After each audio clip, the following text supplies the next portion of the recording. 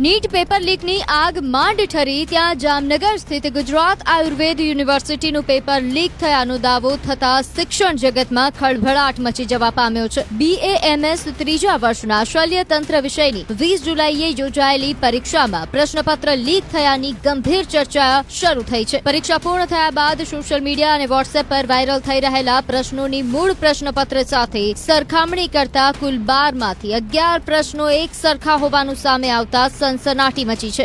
ઉલ્લેખનીય છે કે પેપર લીક થયા હોવાનો દાવો થતા જ વિદ્યાર્થીઓમાં રોષ ફેલાયો છે। જો કે આ અંગે પરીક્ષા નિયામક દ્વારા યુદ્ધના ધોરણે તપાસનો ધમધમાટ શરૂ કરાયો છે। પ્રાથમિક જાણકારી પ્રમાણે પેપર સેન્ટર સામે પ્રબળ આશંકા સેવાઈ રહી છે।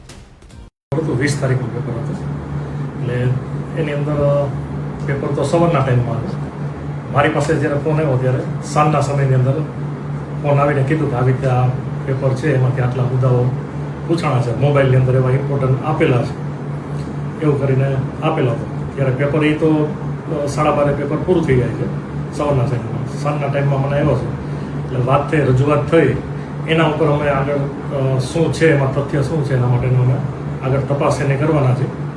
એટલે આગળ તપાસ એને આવડી થશે એટલે એક પેપર 20 તારીખ પર હતું એમાં એવું પ્રશ્ન ઇમ્પોર્ટન્સ આપી દીધા છે પ્રશ્ન એવું જાણ કરવામાં આવી। તપાસ બાબતે તો યુનિવર્સિટી જ કહી શકે, કારણ કે એ યુનિવર્સિટીની કક્ષાની વાત છે।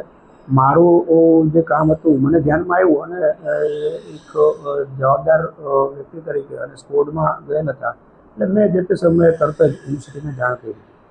એ આમ તો એ વિષય નિષ્ણાત વધુ એના બાબતે કહી શકે, કારણ કે હું એ વિષયનો નિષ્ણાત નથી, પણ જે મુદ્દાઓ હતા અને જે પ્રશ્નપત્ર હતું એમાં 12 પ્રશ્નો પૈકી 11 પ્રશ્નો છે એ મુદ્દાઓમાંથી પૂછાયેલા છે એવું જણાય છે। પણ આ વિષય વિશે વધુ જે છે એમના વિષય નિષ્ણાત અને યુનિવર્સિટી કક્ષાએથી તમને માહિતી મળી છે। ગુજરાતભરના તાજા સમાચાર મેળવવા માટે અમારી ગુજરાત નેશનલ ટીવી ન્યૂઝને સબસ્ક્રાઇબ કરો, બેલ આઇકોન પર ક્લિક કરો।